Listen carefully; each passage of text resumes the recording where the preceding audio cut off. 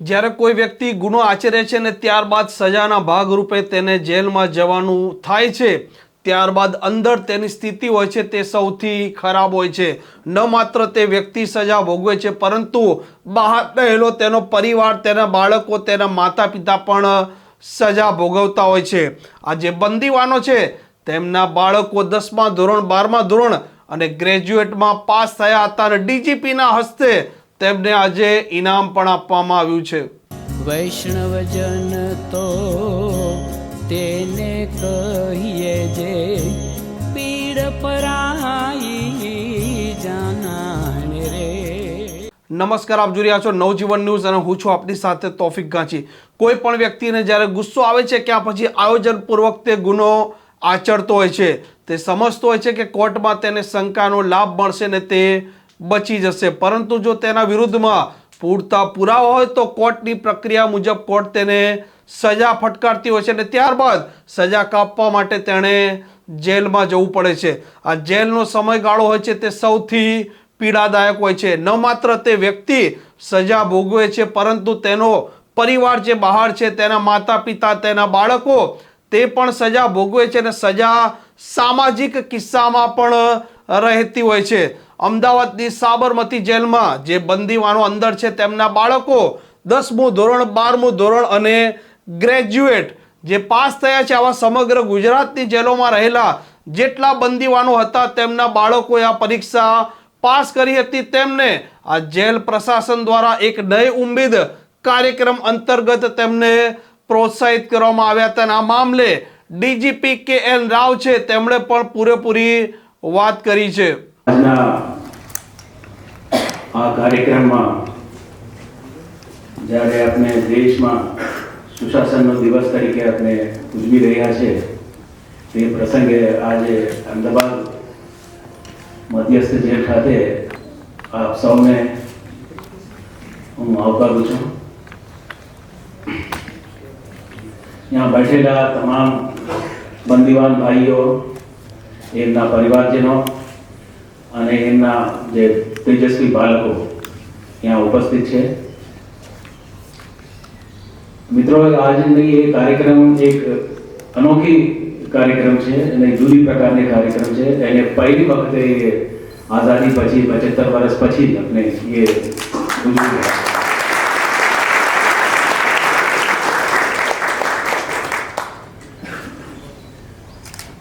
આપ સૌ જાણો છો કે શિક્ષણનું મહત્વ દરેક વ્યક્તિના જીવનમાં કેવો હોય છે અને કેટલી મહત્વની છે. જે માણસ શિક્ષિત નથી અને આજના યુગમાં વિચાર પણ કરવો એક અઘરું કામ છે. તો શિક્ષણ દરેક વ્યક્તિના જીવનમાં એક અમૂલ્ય સમય છે અને અમૂલ્ય માઇલસ્ટોન છે. અને જે અભ્યાસ કરવાની જે ઉંમર હોય છે એ પ્રારંભિક વર્ષોમાં જ આપણે જોવામાં મળતું હોય છે દરેક વ્યક્તિમાં. જો પ્રોગ્રેસિવ યર્સ, જે એડ્યુકેશનલ યર્સ જે આપણે કહેવાય છે કે ટીનેજ થી માંડીને આપણે mid 20s on an average જોઈએ તો એ પ્રારંભિક જે વર્ષો છે દરેક વ્યક્તિના જીવનમાં એક અમૂલ્ય સમય હોય છે.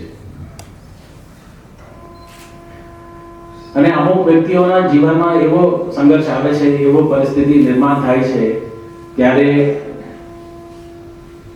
કોઈ પણ કારણોસર કોઈ વ્યક્તિ કોઈ ગુનાહ કરીને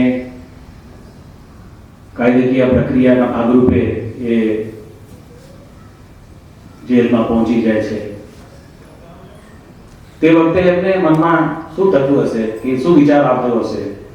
એક તો પરિવારથી જુદા હોય અને એમના જેલમાં આવે છે અને એમને બાળકોની અભ્યાસની ચિંતા, સ્વાસ્થ્યની ચિંતા અને જે પરિવારજનો, જે વડીલો છે એમની સ્વાસ્થ્યની ચિંતા, એ તમામ ચિંતાથી એ વધુ પીડિત થાય છે.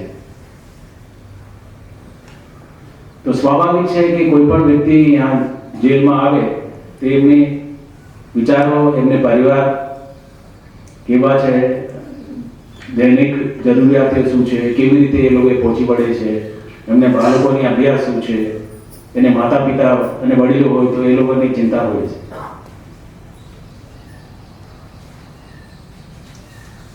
અમે આ ચિંતાને થોડા દૂર કરવા માટે સતત અમે પ્રયત્નશીલ રહ્યા છે છેલ્લા 5-1 વર્ષથી.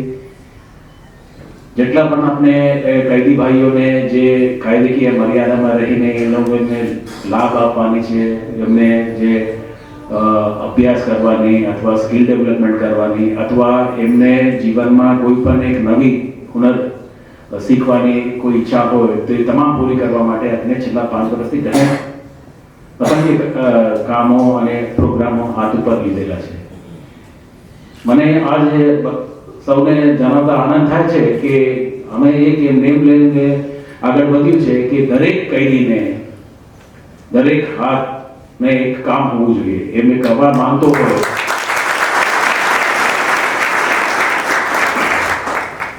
એ સ્કિલ ડેવલપમેન્ટમાં હોઈ શકે છે, ટેલરિંગમાં હોઈ શકે છે, એગ્રીકલ્ચરમાં, પશુપાલનમાં, ગમે તે વિષય ઉપર એ એમને કામ કરવા માંગતો હોય તો એ એમને કામ કરવા માટે यहाँ पर એક પરિસ્થિતિ અને એક વાતાવરણ નિર્માણ કરવા માટે આપણે એ કટિબદ્ધ હતા. અને એમના જે કામ જેલ વિભાગમાં કરે છે એમને પ્રોત્સાહન રૂપે પણ સરકાર એમ લોકોને અમુક રકમ આપે છે.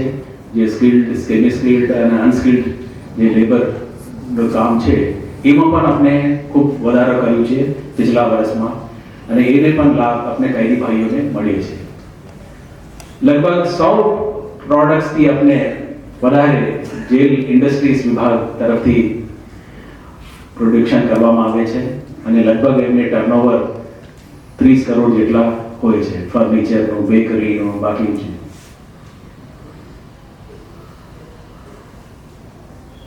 તે દરેક જેલ વિભાગમાં, જેલ ઇન્ડસ્ટ્રીઝમાં જે કૈદી ભાઈઓને જે સેમ ફાળો રહે છે કે એ બધી પ્રોડક્ટ્સ બનાવવામાં અને એ લોકોને વેચવામાં. એ રીતે જ આપણે જે નફો હોય છે એને અમે કૈદી વેલફેર ફંડ, જે પ્રિઝનર્સ વેલફેર ફંડ છે એમાં એમનો સમાવેશ થતો હોય છે. અને અમને એક વિચાર આવ્યો કે કેમ આ કૈદી ભાઈઓ જે છે જે 10મી અને 12મી ધોરણમાં ભણે છે અને સફળતા મેળવે છે તો એ લોકોને આપણે ઇનામ આપવું જોઈએ, પ્રોત્સાહન ઇનામ આપવું જોઈએ. તો પહેલી વખતે અમે આ વર્ષમાં જે કૈદી ભાઈઓ છે એ લોકો 10મી અને 12મી કક્ષામાં જે ઉત્તીર્ણ થયા છે એ આખા રાજ્યમાં લગભગ 57 જેટલા 57 ટોટલી જે એક્ઝામ આપ્યું છે બધા સફળતાપૂર્વક થયું છે અને તમામને ઇનામ આપવામાં અને એક નવી ઉમ્મીદ કરીને એક સ્કીમ અમે લેવા હતા અને એને આપણે એમને બાળકોને પણ સુધી પણ આપણે એને એક્સટેન્ડ કર્યું છે.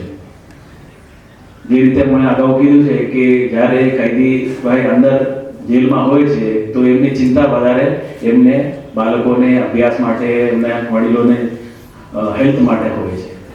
તો એને પણ આપણે નિવારવા માટે અને જે તેજસ્વી બાળકો છે, જે કૈદીના તેજસ્વી બાળકો છે, અમે સરખા જે રીતે સરકારે જે સરકારી કર્મચારીઓના બાળકોને, જે તેજસ્વી બાળકોને જે પ્રોત્સાહક ઇનામ આપી રહ્યા છે એને તુલનામાં સેમ અમે કૈદી ભાઈઓને, બાળકોને પ્રોત્સાહક ઇનામ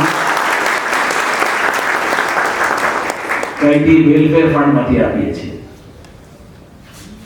તો આજની જે કાર્યક્રમમાં જે તમામ વિદ્યાર્થી ભાઈઓ, જે બાળકો છે એ આવ્યા છે અને એ લોકોએ પ્રોત્સાહક ઇનામ મેળવેલ છે એ ખરેખર એ અભિનંદનના પાત્ર છે. ખાસ એ લોકોએ મહેનત કરી એક્ઝામની જે છે પરીક્ષા, એ ફક્ત પરીક્ષા જ નથી, એ લોકોએ જે સામાજિક અને જે સિચ્યુએશનલ જે ડિફિકલ્ટીઝ છે એના પણ ઉભરીને એ લોકો આવીને એ તેજસ્વી રીતે 65 હાઈએસ્ટ હું લિસ્ટ જોતો હતો કે 65% એ લોકોએ મેળવેલું છે અમુક વિદ્યાર્થીઓ. It is really commendable. અને આટલી કપરી પરિસ્થિતિ હોય, પરિવારની અંદર પરિસ્થિતિ હોય, અને એમાં એ લોકો એક્ઝામમાં હોલમાં બેસવું, પરીક્ષા આપવું અને એમાં ઉત્તીર્ણ રહી અને આટલી ઊંચી ટકાવારી લાવવું, એ કદાચ અમુકને અહીંયા સમજાવવામાં આવે નહીં, પણ ઇટ ઇઝ ડિફિકલ્ટ.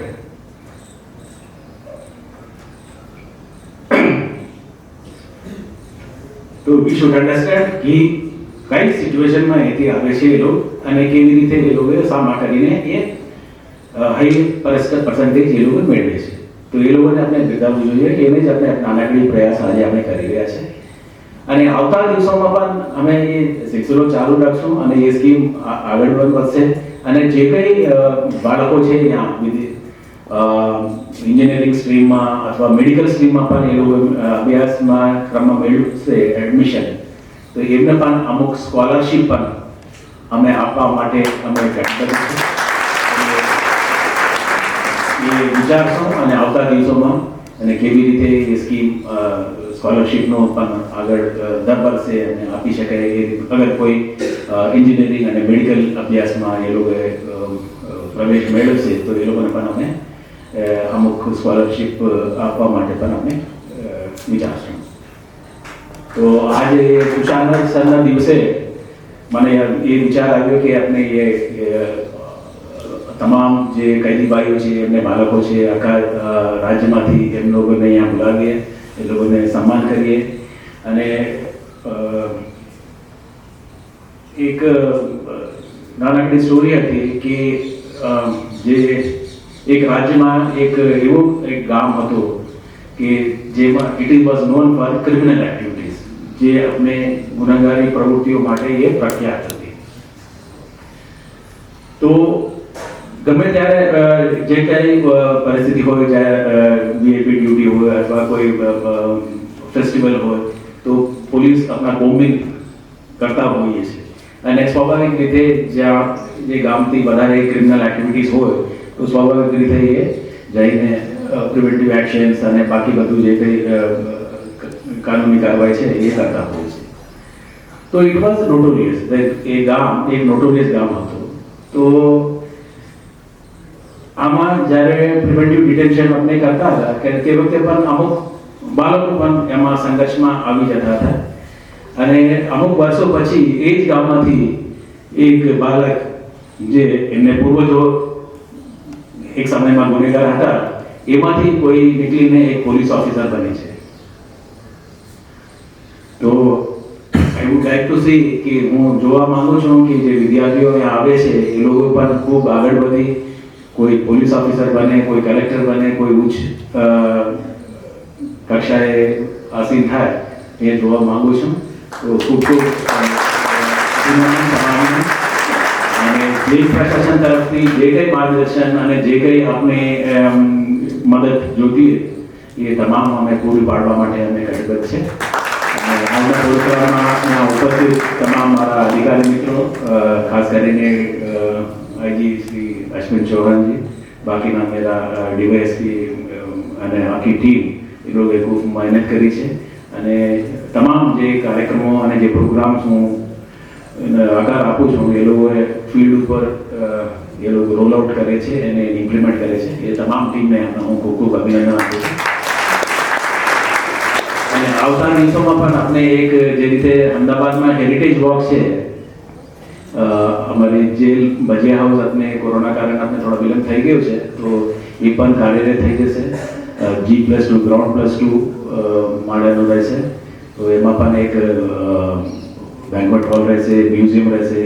જ્યારે આપણે અમદાવાદ સેન્ટ્રલ જેલમાં જે મહાનુભાવો અહીંયા કૈદી તરીકે અમુક સમય એમના જીવનના રહ્યા છે કે મહાત્મા ગાંધી, સરદાર વલ્લભભાઈ પટેલ, જગતચંદ મેઘાણી, બાલ ગંગાધર તિલક, તૈયબજી, એ બધા ત્યાં છે. તો અમે એક જેલ હેરિટેજ વોક તરીકે પણ આપણે આયોજન કરી રહ્યા છે આવતા દિવસોમાં. જ્યારે વી